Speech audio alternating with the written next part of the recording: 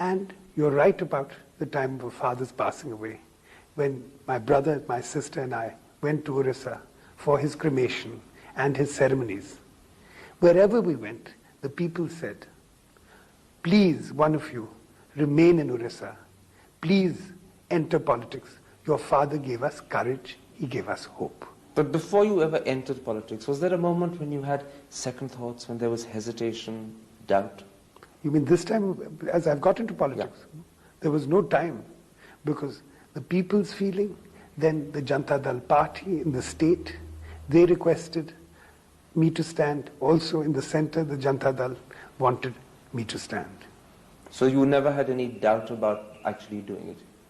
No. Once I decided I was going to do it, I did it.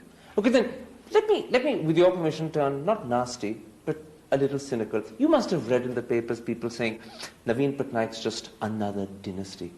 He's a great statesman, a great politician's son, stepping into daddy's shoes, stealing daddy's advantages without having really earned them.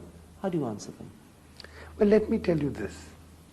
I think what I have got is not my father's privileges, but his responsibilities.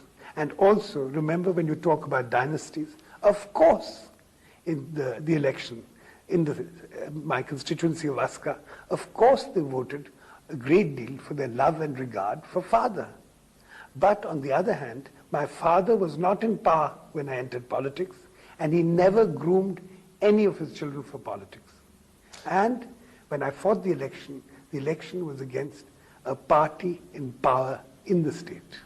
So when you read in the newspapers that they're comparing you to Rajiv or Sanjay, or Indira who succeeded Nehru, and they're saying that the Patnaiks have done the same thing, how do you reply to them?